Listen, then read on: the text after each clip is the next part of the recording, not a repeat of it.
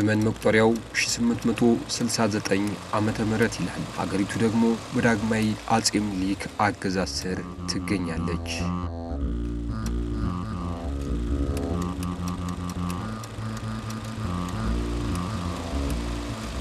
እልፍኙ ሰፊ በሆነው የንጉሱ ቤተ መንግስት መስተንግዶ ብዙ ቢሆንም ድንገተኛ ወሬ ተሰማ።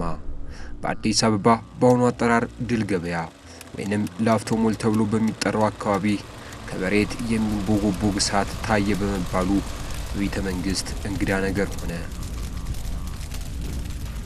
የነገሩን ምንነት ለማጣራት ሰዎች ዙሪያውን ከበው ሲመለከቱ ከብቶችን በጫካ በመጠበቅ ላይ የነበረ እረኛ የሚንቦገቦገው እሳት አስደንግጦት አባቱን ሄዶ ይጠራል።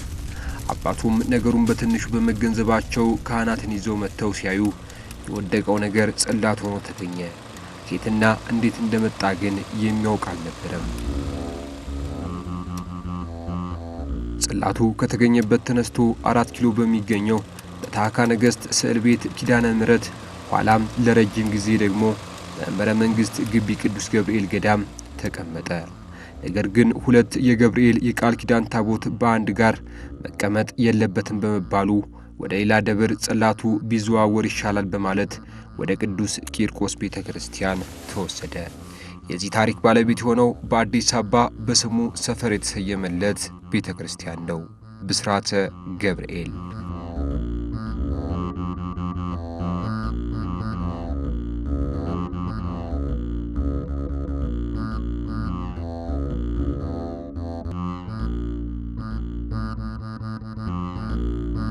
የደብረ ብስራት ቅዱስ ገብርኤል ቤተክርስቲያን የተመሰረተው በ1957 ዓመተ ምህረት ነው። ከዛ በፊት ግን የቅዱስ ገብርኤል የቃል ኪዳኑ ጽላትም በዚሁ አካባቢ በመገኘቱ ምክንያት ነው እዚህ ቦታ ላይ ቤተክርስቲያኑ ሊመሰረት የቻለው። የቅዱስ ገብርኤል የቃል ኪዳኑ ጽላት የተገኘው በዚሁ አካባቢ በቀድሞ አጠራር ቀበሌ 12 ድል ገበያ አዳራሽ ጀርባ፣ በአሁኑ አጠራር ደግሞ ላፍቶ ሞል አካባቢ ቴኒስ ሜዳ በሚባለው ቦታ ላይ የኦሮሞኛ ተናጋሪ በሆኑ በአንድ እረኛ የከብቶች እረኛ ጽላቱ እንደተገኘ ይነገራል። ጽላቱ የተገኘው እንግዲህ እረኛ ከብቶች እያገዱ አካባቢው ጫካ ነበረ። ከብቶች እያገዱ እዛ አካባቢ የእሳት ብልጭታ ያያሉ። ምንድነው ብለው ሲጠጉ ሲያዩት ብልጭ እያለ ስላዩ ያው ሰው እንግዲህ ሁላችንም አዲስ ነገር ሲከሰት እንደሚያስደነግጥ ሁሉ ፈርተው ለሰዎች አካባቢው ላለው ሲናገሩ የቃል ኪዳን ታቦት እንደሆነ ሲያረጋግጡ በ4 ኪሎ ታይካ ነገስ በአታ ለማርያም ገዳም ግቢ ውስጥ በመትገኘው ስዕል ቤት ኪዳነ ምህረት ጽላቱ እንዲቀመጥ ተደርጓል። በኋላም እዛ ከተቀመጠ በኋላ ለረጅም ጊዜ በመንበረ መንግስት ግቢ ገብርኤል ገዳም እዛው በአጠገቡ ጽላቱ እንዲቆይ ተደርጓል። ለረኛው ብዙ ተአምራት ታይቶበታል፣ አሳይቶታል እና ይሄ ነገር ምንድነው በጣም ያስጨንቀኛል፣ ብልጭ ልብኛል፣ እዚህ ጋር የሆነ ነገር አለ እያለ ሲናገር በወቅቱ እንግዲህ በጸጥታ ክፍልም ይሁን በምንም ይሁን ወደ ንጉሱ ወደ ላይ ሲያመለክቱ ለመጀመሪያ ጊዜ ታቦቱ እንግዲያስ ይፈለግ ተባለና ሲፈለግ በዚህ ተገኘ። ይሄማ ታቦት እንግዲህ ወደ ታላቁ ቤተ መንግስት መሄድ አለበት ተባለና ወደ ቤተ መንግስት ሲሄድ በዚያ ያለችው ስዕል ቤት ኪዳነ ምህረት አለች፣ እዚያ ነው የገባው ማለት ነው። ሁሉ ጊዜም ቢሆን እንደዚህ አይነት ነገሮች ሲፈጠሩ ንጉሱ ሲያስጠሩ በዚያ በቤተ መንግስቱ አቅራቢያ ያለው ታይካ ነገስት በአታ ለማርያምና ስዕል ቤት ኪዳነ ምህረት ስለሆነች ጥንታዊቷም ስዕል ቤት ኪዳነ ምህረት ናት። ወደዚያ ተወሰደ። ከዚያ በኋላ ደግሞ ከገብርኤል ከግቢ ገብርኤል መንበረ መንግስት ግቢ ገብርኤል ይሄድ ተብሎ ወደ መንበረ መንግስት ግቢ ገብርኤል ይሄዳል። እዚያ ሲኖር ይሄ አካባቢው ህዝብ በአጠቃላይ ርቆናል፣ ታቦት ሊሰጠን ይገባል፣ ቤተክርስቲያን መስራት ይጠበቅብናል እያሉ ብዙ ጥያቄ በሚያደርጉበት ጊዜ እንግዲህ በዚህ አካባቢ ያለው ደግሞ መካነ ፍስሐ ወይም ደብረ ፍስሐ የሚባለው ይሄ ቂርቆስ ቤተክርስቲያን ነው ያለውና በዚያው በአቅራቢያቸው ወደዚያ ወደ ቂርቆስ ይሄድ ቂርቆስ ቤተክርስቲያን ይረከበው ተባለና ቂርቆስ ቤተክርስቲያን እንዲረከበው ተደረገ። ለነዚህ ሰዎች ለመሰጠት ስለታሰበ ማለት ነው። አሁን እንግዲህ ዋናው አመሰራረቱ 1957 ዓመተ ምህረት እዚህ ቦታ ላይ ታቦቱ ተሰጥቷቸው ተመሰረተ ማለት ነው። በ1957 ተመስርቶ በ1968 ዓመተ ምህረት ታላቁ አባት የልማት አርበኛው ብፁዕ ወቅዱስ አቡነ ቴዎፍሎስ ባሉበት መሰረት ድንጋይ ተጣለ፣ ቤተክርስቲያኑ ሊሰራ ማለት ነው። ጽላቱን ያገኙት አባት አባ ሮባ እንደሚባሉ የታሪክ ማጣቀሻዎች ያሳያሉ። በወቅቱ ብስራተ ገብርኤል አካባቢ የነበሩ ኦርቶዶክሳውያን በአካባቢያቸው ቤተክርስቲያን ባለመኖሩ ከዳግማዊ ምኒልክ እልፈት በኋላ ለመጡት እቴጌ መነን ቤተክርስቲያን ይተከልልን በማለታቸው አሁን ወዳለበት ቦታ የቃል ኪዳን ታቦቱ ሊመጣ ችሏል። ከቆይታ በኋላ የዚህ አካባቢ ህዝበ ክርስቲያን ቤተክርስቲያን አካባቢው ስላልነበረ ቤተክርስቲያን ይሰራልን፣ ከዚህ በፊትም እዚህ ቦታ ላይ ታቦት ተገኝቶ ስለነበረ ያ ታቦት ቤተክርስቲያን ለኛ ቢሰራልን እዚሁ በአጥቢያችን ብለው ጠቅላይ ቤተ ክህነት አመለከቱ። ጠቅላይ ቤተ ክህነትም በወቅቱ በነበረው የአሰራር አደረጃጀት ከመካኒሳ እስከ ጉለሌ ድረስ ቂርቆስ አጥቢያ ይባል ነበር። በዛን ሁኔታ ላይ ያለ የህዝቡን ጥያቄ ቤተ ክህነቱ ተቀብሎ የቂርቆስ ቤተ ክርስቲያን እዚህ አሁን መካነ ሰማዕት ቅዱስ ቂርቆስ ቤተ ክርስቲያን ታቦቱ ከግቢ ገብርኤል ወይም ከመንበረ መንግስት የሰበካ ጉባኤው ተረክቦ ይህም ቤተ ክርስቲያን እንዲያሰራ በዚህ አካባቢ ቦታ እንዲፈልጉ ኃላፊነቱን ለቂርቆስ ቤተ ክርስቲያን ሰበካ ጉባኤ ጽሕፈት ቤት ተሰጠ። በወቅቱ ይህ አካባቢ ታቦቱ ተገኘበት ቦታ ላይ ቤተ ክርስቲያኑ ይተከል ሲባል የዚህ አካባቢ ደግሞ ይሄ ርስት የግርማዊት እቴጌ መነን ርስት ነበረ። እቴጌ መነን በአካባቢ ሽማግሌዎች ተጠየቁ፣ ደስተኛ ሆነው ቦታውን ፈቀዱ።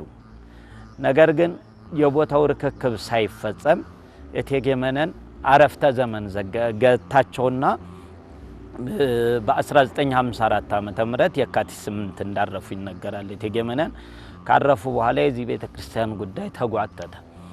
በዚህን ጊዜ እቴጌ መነን ካለፉ በኋላ ርስቱ ወደ ልጃቸው ልዕልት ተናኘ ወርቅ ኃይለ ሥላሴ ተላለፈ። የአካባቢው ሽማግሌዎች ልዕልት ተናኘ ወርቅን ቀደም ሲል ግርማዊት እቴጌ መነን ይህንን ቦታ ለቅዱስ ገብርኤል ቤተክርስቲያን ማሰሪያ ፈቅደው እያለ አረፉ። ስለዚህ እርስዎ ምን ይላሉ ሲባሉ እኔም የእናቴን አደራ አልበላም፣ የእናቴን ቃል እጠብቃለሁ፣ ስለዚህ ይሄ ለቤተክርስቲያኑ ይሰጥ ብለው ስለፈቀዱ ይሄ ቦታ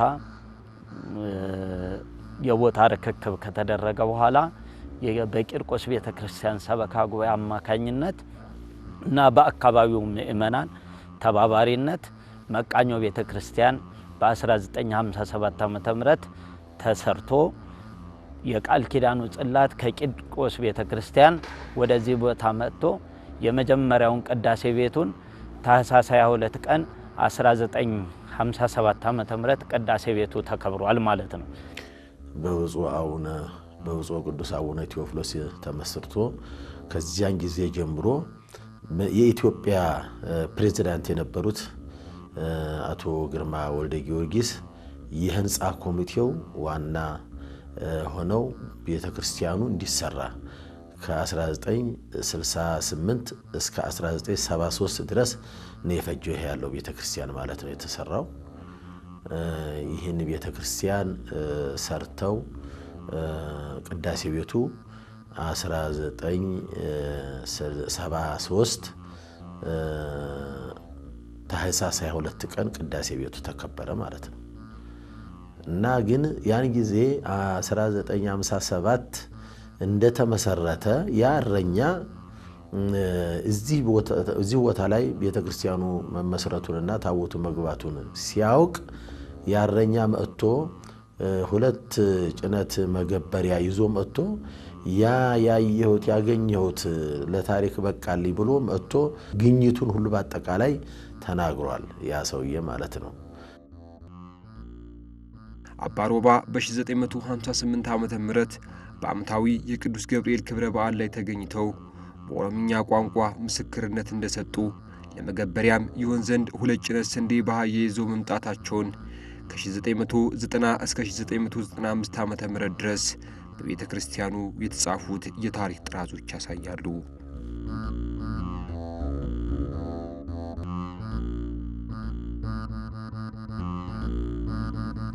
በ1957 ጊዜ መቃኙ ተሰርቶ ጽላቱ ከቅዱስ ቂርቆስ ቤተ ክርስቲያን ወጥቶ አሁን ወደሚገኝበት ቦታ ተወሰደ።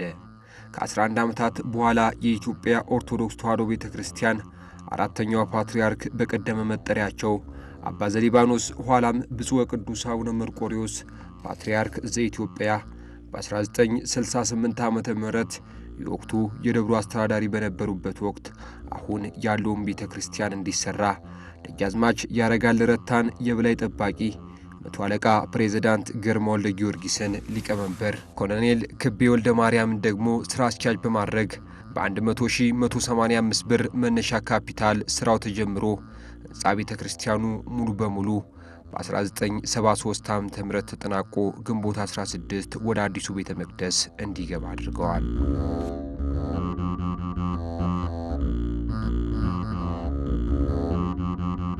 ከዛም በኋላ ያ የተሰራው መቃኛው ቤተ ክርስቲያንም እጅግ በጣም ጠባብ ስለነበረ በ1968 ዓመተ ምህረት ብፁዕ ቅዱስ አቡነ ቴዎፍሎስ አማካይነት የመሰረት ድንጋይ ተጥሎ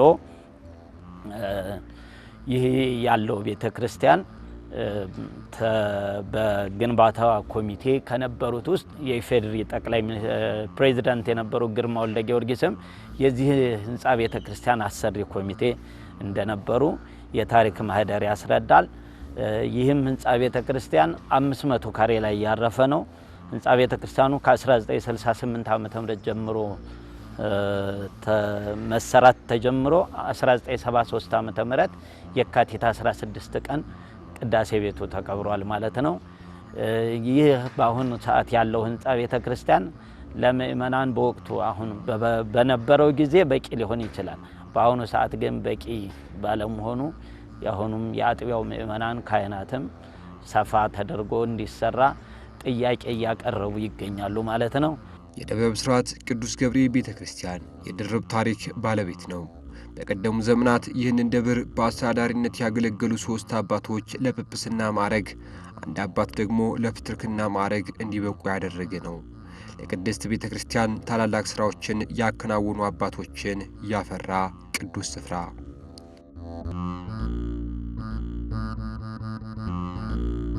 በዚህ ቤተ ክርስቲያን እንግዲህ ከ1968 እስከ 1972 ዓመተ ምህረት በአስተዳዳሪነት የነበሩ መምህር ዘሊባኖስ ፈንታዬ በኋላ ስማቸው ብፁዕ ቅዱስ አቡነ መርቆሬዎስ በዚህ ቤተ ክርስቲያን በአስተዳዳሪነት አገልግለው ከዚሁ ቤተ ክርስቲያን ነው ተሹመው የሄዱት በሊቀ ጳጳስነት። በኋላም በፕትርክና የኢትዮጵያ ቤተ ክርስቲያን አራተኛው ፓትርያርክ ነበሩ። ከዛም ደግሞ በሊቀ ጳጳስነት 3 አባቶች አገልግለዋል። መልአከ ሰላም አባ ሀብተ ማርያም ከ1981 እስከ 1983 ዓመተ ምህረት በኋላ ስማቸው አቡነ ተክለ ሃይማኖት ይባሉ ነበር። በሁለተኛ መልአከ ብርሃን አባ ኃይለ ኢየሱስ 1983 እስከ 1985 በኋላ ስማቸው አቡነ መልከ ጼዴቅ የሚባሉት የጉራጌ ጳጳስ። አራተኛ አባ ኪዳነ ማርያም ከ1985 እስከ 1986 በኋላ ስማቸው ብፁዕ አቡነ ያዕቆብ ይባሉ የነበሩ 3 ብፁዓን አበው ሊቃነ ጳጳሳትን አንድ ፓትርያርክ በአጠቃላይ በከፍተኛ የቤተ ክርስቲያኒቱ የስልጣን ማዕረግ በጵጵስና ደረጃ 4 አባቶችን ያፈራ ታላቅ ደብር ነው ማለት ነው ደብራችን። እንግዲህ ምንድነው ደብረ ብስራት ቤተ ክርስቲያን እውነት ለመናገር ሰው ይወጣበታል። ሰንበት ትምህርት ቤቱም የታደለ ነው። አንቀጸ ብፁዓን ሰንበት ትምህርት ቤት የታደለ ነው። አካባቢው ህብረተሰብ የታደለ ነው። በእውነት ታላላቅ አባቶች ነበሩበት። ብፁዕ ወቅዱስ አቡነ መርቆሬዎስ የኢትዮጵያ ፓትርያርክ የነበሩት ከዚህ ቦታ ላይ አስተዳዳሪ ነበሩ። ጸሎተኛ ናቸው። በጣም የድጓ መምህር ናቸው። ይቀረሽ የማይባሉ ናቸው። በዚያ ላይ መንፈሳዊነታቸው የተለየ ነው። እሳቸው ከዚህ አስተዳዳሪ ነበሩ። በእውነት ቦታው የታደለ ነው። ቀጥሎም ደግሞ አቡነ ተክለ ሃይማኖትም በዚሁ የነበሩበት ከዚሁ የነበሩበት ነው። እንደገና ደግሞ ጻድቁ ማለት ነው ታላቁ አባት። እንደገና ደግሞ ታላቁ ሊቅ የቅኔው ማዕበል አለቃ ይትባረክ መርሻ ኋላ በቀራኒዮም ነበሩ። ኋላ ጽርሐ አርያም ቅዱስ ሩፋኤል ቤተክርስቲያን አስተዳዳሪ ነበሩ። እዚህ ቦታ ላይ የቅኔው ማዕበል ታላቁ ሊቅ አለቃ ባረክ እዚህ አስተዳዳሪ ነበሩ። እንዲሁም ደግሞ ታላቁ አባት መላከ ሰላም ቀሲስ ዳኛቸው በዚሁ ቦታ ላይ ድርሻ እንደነበራቸው ይነገራል። ከዚያም ደግሞ ታላቁ ደግሞ መንፈሳዊ አባት የወንጌል ገበሬ ናቸው። በእውነቱ ወንጌልን በደንብ የሚያስፋፉ ሕፃናቱንም የአካባቢውን ወጣት እየሰበሰቡ ወንጌልን በደንብ በደብረ ብስራት ላይ ያስፋፉ የነበሩ ብፁዕ አቡነ መልከጼዴቅ ቀዳማዊ በእውነት እሳቸውም እዚህ ቦታ ላይ አስተዳዳሪ ነበሩ። ኃይለ ኢየሱስ ይባሉ ነበርና ትንሽ ትልቁ የሚወዳቸው፣ ትልቁ ትንሹ የሚያከብራቸው እውነተኛ የቤተ ክርስቲያን አባት የወንጌልን መረብ የዘረጉ ታላቅ አባት ነበሩ። እሳቸው ነበሩበት። እንዲሁ እንግዲህ አሁንም ደግሞ ወንድማችን ዶክተር አካለ ወልድ አሁን በጠቅላይ ቤተ ክህነት የሚዲያ ክፍል ያሉት እሳቸውም ደግሞ ከዚሁ ሰንበት ትምህርት ቤት ይወጡና በዚሁ የሚያገለግሉ ታላቅ የነበሩ አሁንም ደግሞ ትልቅ ቦታ ላይ የሚገኙ ታላቅ በአዲስ አበባ ሀገረ ስብከትም የአዲስ አበባ ሀገረ ስብከት ዋና ስራ አስኪያጅ ሆነው ይሰሩ የነበረ አሁንም ደግሞ ለታላቅ አገልግሎት በጠቅላይ ቤተ ክህነት የሚዲያ ክፍል የሚያገለግሉት አባት ናቸው አሉበትና ብዙዎች ሰዎች ይወጡበታል። እዚህ ቦታ ላይ ቅዱስ ገብርኤልን ያገለገለ አይወድቅም። ቅዱስ ገብርኤል ደግሞ ሁሉንም ከፍ ከፍ ነው የሚያደርገውና ብዙዎች ይመሰክራሉ። እኔም በቅርብ ጊዜ ከመጣሁ ጊዜ ጀምሮ የደረሰልኝ ተአምርና ያየሁት ነገር ሁሉ ተነግሮ የማያልቅ ነው። በእውነቱ ቅዱስ ገብርኤል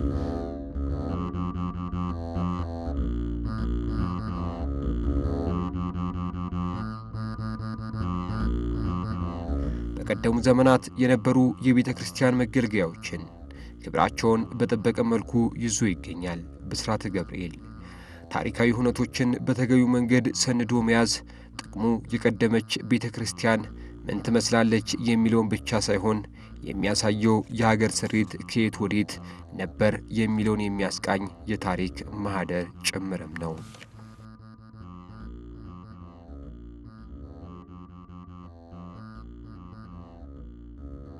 የደብረ ብስራት ቅዱስ ገብርኤል ቤተ ክርስቲያን በርካታ ታሪካዊ ነገሮችን በውስጡ ይዟል።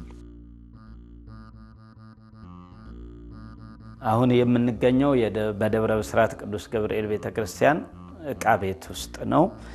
ይሄ ዕቃ ቤት እንግዲህ የክብረ በዓላት፣ የወርሃ በዓላት፣ የዕለተ ሰንበት እንዲሁም የአዘቦት ቀናት የሚገለገሉበት ንዋየ ቅድሳት የሚገኝበት ቦታ ነው ማለት ነው። እንግዲህ እዚህ ጋር እንደምናየው ይሄ አሁን ዘመኑ ያመጣው የግሪክ የወርቅና የብር መስቀል ናቸው። የዲያቆን የመንጾር መስቀል ማለት ነው። እነኚህ ሁለቱ ይሄኛውና ይሄ የቄስ የእጅ መስቀል የሀገራችን ብር መስቀል ነው። እዚህ ጋር ደግሞ በግሪክ የተሰራ የሙሽሮች የተክሊል ስርዓተ ተክሊል መፈጸሚያ ነው። ይሄ እዚህ ጋር የምናየው የወርቅ ወንጌል ነው። 1971 ዓመተ ምህረት ለቤተ ክርስቲያኒቱ በስጦታ የመጣ የወርቅ ወንጌል ነው። ወደዚህ ጋር ስንሄድ የመጾር መስቀል የሀገር ውስጥ የብር መስቀሎች ናቸው። እዚህ ጋርም እንዲሁ የመጾር መስቀሎች አሉ። የሀገር ውስጥ መስቀል፣ የእጅ መስቀል የካህኑ የነሐስ እና የመዳም መስቀሎች እዚህ ጋር ይገኛሉ። በዚህ ጋር የምታዩቸው ቆየት ያሉ አልባሳት ናቸው። እንደዚሁ እንደ ቅርስ እንግዲህ ቆየት ካሉ አልባሳት ብለን እንዲሁ ተቀምጠው ያሉ ናቸው። ሙሉ ናቸው። 5 የሰሙነኛ ልብስ ናት። ወደዚህ ጋር ስንመጣ እነኚህ ጸናጽል ናቸው። በሊቃውንቱ መገልገያ በዚህ አይነት ቦታ የብር ጸናጽል መጨበጫው መያዣው ቀንድ ነው። ከላይ ንጹህ ብር የተሰራ የማህሌት አገልግሎት አገልጋዮች የሚጠቀሙበት የቤተክርስቲያናችን የዜማ መሳሪያ ነው። እንዲሁም ደግሞ በፊት ቆየት ያሉ እንደዚሁ በተመሳሳይ ጸናጽሎች እንደዚህ የነሐስ ጸናጽሎች በጣም መልካቸውም ዲዛይናቸውም የሚያምር እነኚህ አሉ።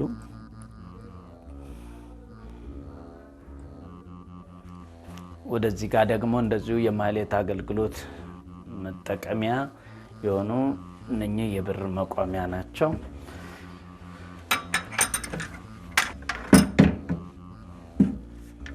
በፊት የቆዩም ቢኖሩ አሁን 2017 ላይ መስቀል በዓል ተረኛ ነበር ደብራችን። በዛን ጊዜ ተሟልተው የተዘጋጁ ብዛታቸው 35 የሆኑ የብር መቋሚያ ጸናጽሎቹም እንደዛው ናቸው። ከዛን ደግሞ ቆየት ያሉ የዝሆን ጥርስ በዝሆን ጥርስ የተሰሩ መቋሚያዎች አሉ። እነኚህም የቆዩ ናቸው። እነኚህም መቋሚያዎች በአሁኑ ሰዓት ማግኘት አይቻልም ገንዘብ ቢኖርም፣ እነኛን ግን የተፈለገ ቢሆን ባለው በወቅታዊ ገበያ ልናገኛቸው እንችላለን። የብሮቹን አሁን ያሳየናቸው እነኚህ ግን የማይገኙ ናቸው፣ ገበያ ውስጥ የሌሉ ናቸው። ቅድስት ቤተ ክርስቲያንን ከሌሎች ልዩ ከሚያደርጋት መካከል በቅጥሯ ለዘመናት ጠብቃ የምታቆያቸው የሰላም አየርን የሚዘሩ አጸዶችን በመጠበቅ ምቹ ምህዳር መፍጠሯ ነው። ይህ ደብርም ውጫዊ ውበቱ እጅጉን ያስገርማል። የግቢው ጽዳት ለአካባቢው ተጨማሪ ውበት ሆኗል።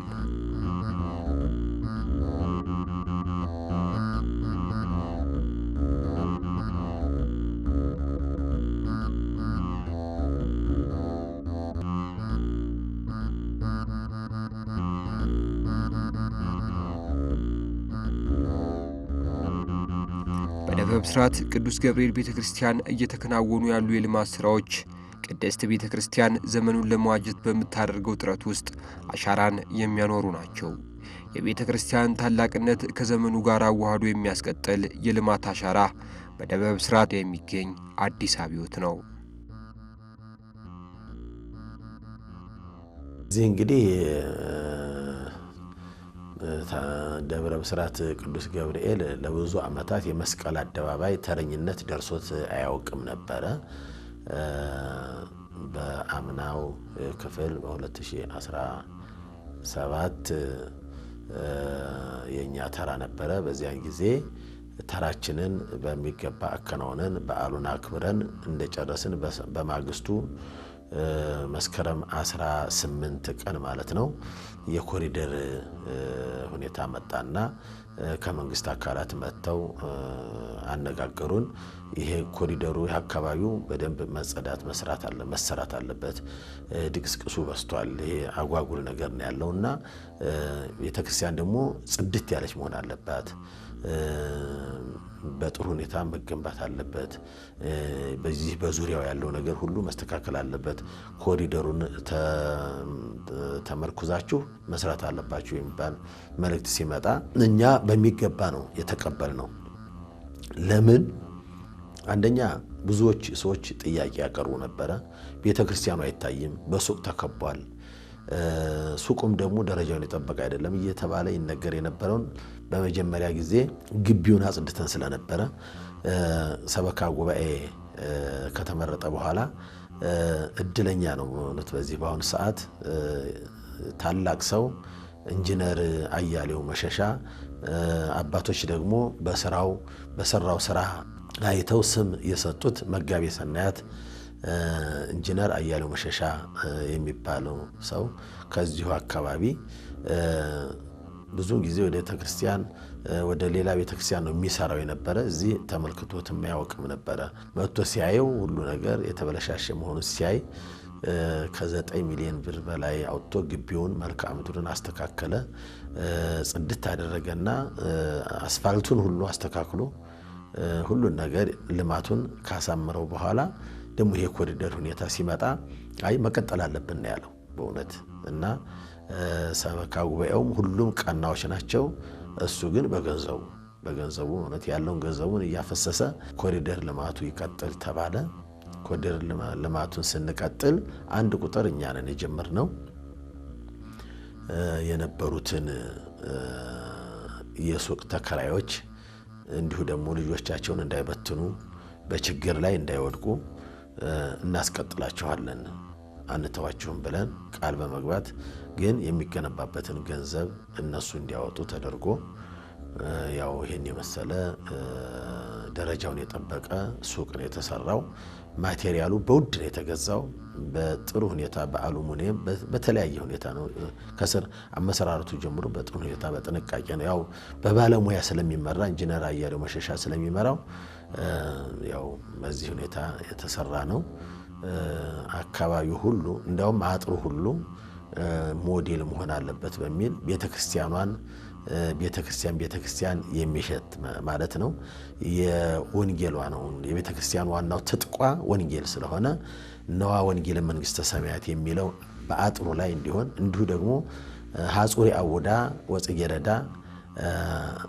ይላል ቤተክርስቲያንን መስቀል ይከባታል ይላልና በመስቀል አምሳያ የተሰሩ መስቀሎች በዙሪያው በቤተክርስቲያኑ ላይ እንዲደረጉ ተደርጎ ሌላ የተለያየ ጌጣጌጥ እናድርግ ተብሎ ነበር አይ ከቤተክርስቲያን ትውፊት መወጣት የለበትም በሚል ነዋ ወንጌል መንግስተ ሰማያት የሚለው ተደርጎ አጥሩም የተለየ ነው ከዚያ በኋላ አድባራቱ ሁሉ ይሄንኑ ሞዴል አድርገውታል ማለት ነው ይወሰዱ ሞዴል አድርገውታል በእንደዚህ ሁኔታ በኮሪደሩ አማካኝነት በሩም የተለየ ስራ ተሰርቶለት ያው በእንደዚህ አይነት ሁኔታ ተሰርቷል ማለት ነው በደብሩ በሰንበት ትምህርት ቤት ጨምሮ የሚሰጡ በርካታ መንፈሳዊና የልማት እንቅስቃሴዎች ይገኛል ደብሩ በገቢ ራሱን ለመቻል በህንጻ ኪራይና በሌሎች ልማቶች በርካታ ስራዎችንም እያከናወነ ነው መጋቤ ብርሃናት ሳህሉ በሻዳ ይባላሉ ይህንን ምእመናኑን የወንዶች በ40 ቀን ሴቶች በ80 ቀን የሚጠመቁበት ምክንያት ያው ትምህርት እየሰጡ ይህንንም ክፍል እየተቆጣጠሩ ለባሳያኑን የሚሰይሙ የሚያሰሩ አባታችን ናቸው እሳቸው አሁንም ቢሆን ተሰርቷል ማለት አይቻልም የሚቀሩን ክፍተቶቻችንን ሁላ አጠናክረን የምእመናኑን ፍላጎት ሐሳብ እየተቀበልን ያው ስራዎችን የማሻሻል ሁኔታ አለ እግዚአብሔር ቢፈቅድ ደግሞ ወደፊት ትልቁ ቤተክርስቲያኑ ሲሰፋ አብሮ ይሄም የክርስትና መጠመቂያ ቤቱም እንዲሁ ሰፋ ባለ ሁኔታ ይዘጋጃል ማለት ነው ይሄንን በፊት አባቶቻችን ያቆዩልን ነው ይሄን ደግሞ ያው በነጽህና ይዘን ጠብቀን አገልግሎቱን እናከናውናለን ማለት ነው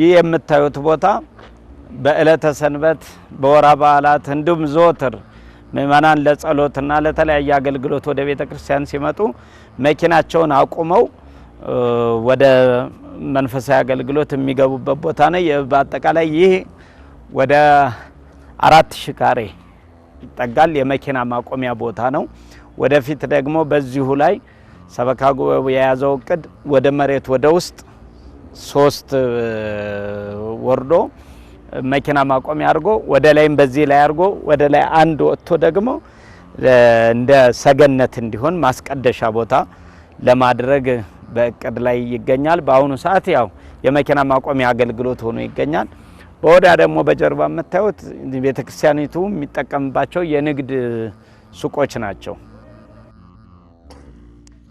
በቤተክርስቲያኑ ውጫዊ ክፍል ለእይታ ማራኪ ተደርጎ በበርካታ ሚሊዮን ብሮች በበጎ ፈቃደኛ ኦርቶዶክሳውያን ትብብር የምትመለከቱትን ልዩ መልክ እንዲይዝ ተደርጓል።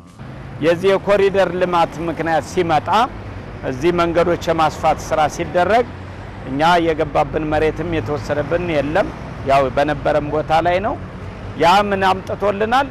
መልሰን ራሳችንን እንድናይ አድርጓል።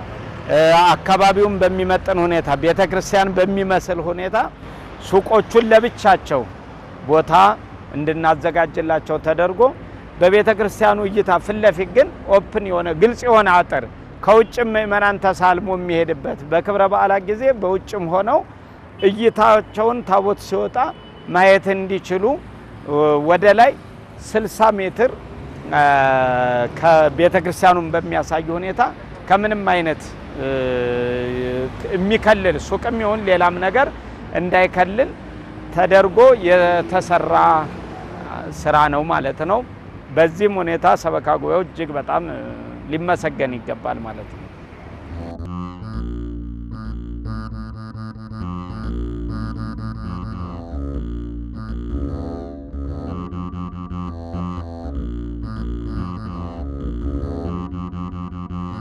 የምናያቸው ሱቆች ቤተክርስቲያኑ ለንግድ ሱቅ ያከራያቸው ናቸው።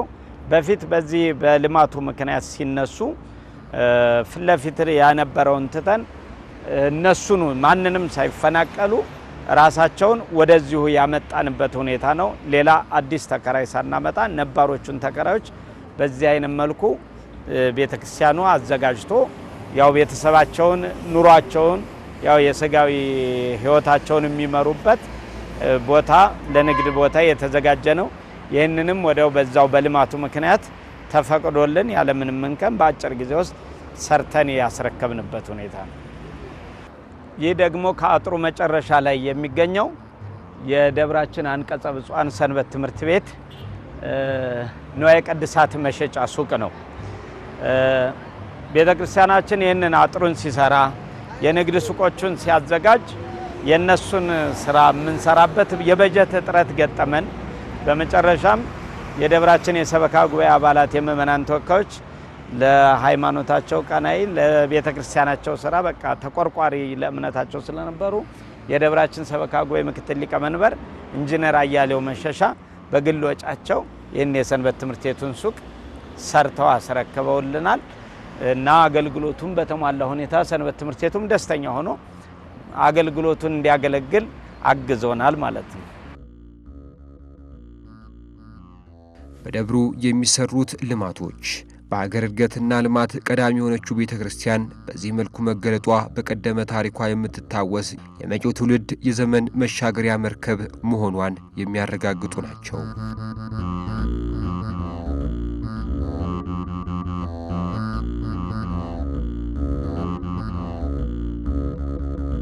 እንግዲህ ያው አንዳንድ ጊዜ ቅርስ ብቻ የሚጠበቀው ያው ሰዎች ሰርተው ያስቀመጡት ነገር ብቻ ሳይሆን ቤተክርስቲያኒቷን የሚጠብቁ የቤተክርስቲያኒቷንም አባቶች ሊቃውንት ካህናቱም ህዝቡም ሰንበት ትምህርት ቤቱም ሊንከባከበውና ጥቅማቸውንም ሊረዳው ያስፈልጋል። እኛ አንዳንድ ጊዜ ሰዎች ካለፉ በኋላ ነው የሰዎች ስራቸው የሚታየው። እንደ አብነትም እናያቸው የቤተክርስቲያናችን አስተዳዳሪ መላከ ገነት መዝገቡ ላቀው በአብነት ትምህርት ቤቱ የደከሙ በዘመናዊ ትምህርቱም እስከ ማስትሬት ድረስ የደረሱ አባት ናቸው። በመንፈሳዊ አገልግሎትም እንደ አንድ አገልጋይ ራሳቸው እንደ አለቃ ሳይሆን እንደ አንድ አገልጋይ በመቁጠር አገልግሎቱ ላይ ሁሉ ሙሉ ጊዜያቸውን የሚያሳልፉ በአስተዳደሩም ስራ ላይ የሚሰሩ አባቶች ናቸው። እንደዚህ ያሉ ሙሉ በኩል የሆኑ አባቶች ቤተክርስቲያናችን እያጣች ስለሆነ ብናስባቸው ብንጠብቃቸው ብንዘክራቸው መልካም ነው እላለሁ። ለዚህም ቤተክርስቲያን የሚታየው የግቢውን ማስዋብ ስራም ትልቁን ሚና የተጫወቱ ታላቅ ቤተክርስቲያናችን መንፈሳዊ አባትም ሊቅም ናቸው። ረጅም ዕድሜ ከጤና ጋር ለእርሳቸው እኔ በግሌ እመኛለሁ። እንግዲህ በልማቱ ዙሪያ ማስተላልፈው አንደኛ አሁን እኔ የሚያስደስተኝ ምንድነው መንግስትም ለዓለም አካሉ የሚከለክለው ነገር የለም። እንዲያውም ይረዳል፣ ይደጉማል፣ ያግዛል። በእንደዚህ ሁኔታ መቼም እኮ ልቆልፍ ከተባለ አላሰራም ከተባለ እኮ ብዙ ነገር ማድረግ ይቻላል። ከዚያ ሁሉ ነፃ ነው። አሁን ቤተክርስቲያን ጥሩ እንትን እያለች ነውና ልማቱን በዚህ አጋጣሚ አጋዥ ባለበት አጋጣሚ ቤተክርስቲያንን በጥሩ ሁኔታ መስራት አስፈላጊ ነው። ማልማት አስፈላጊ ነው። ጽድት ማድረግ አስፈላጊ ነው።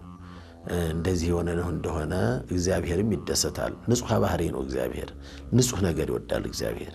ንጹህ ነገር እንደሚወድ ሁሉ ንጹህ ባህሪ ስለሆነ በጥሩ ሁኔታ እግዚአብሔር የሚቀበለው ሰው ደስ አለው ማለት እግዚአብሔር ደስ አለው ማለት ነው እና ሁላችን ከኔ ጀምሮ ሁላችንም እያንዳንዳችን ሰላማውያን ሆነን እያንዳንዳችን ትጉሃን ሆነን ጸሎተኞች ሆነን ሀገራችንን በጸሎት እንድንረዳ ሀገራችን በእውነት የውስጥም የውጭም ጠላት አለባት።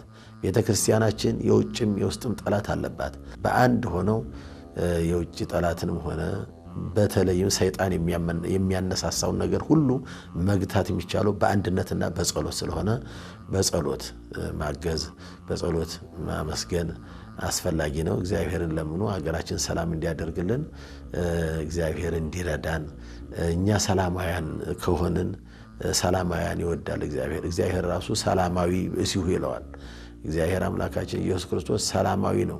ሰላም ነገር ይወዳል እና ሰላማውያን ሆነን ሁላችንም ሀገራችንንም ራሳችንንም ቤተክርስቲያናችንን እንጠብቅ። የአምላካችን ፈቃዱ እንዲሆንልን ልመኛለሁ።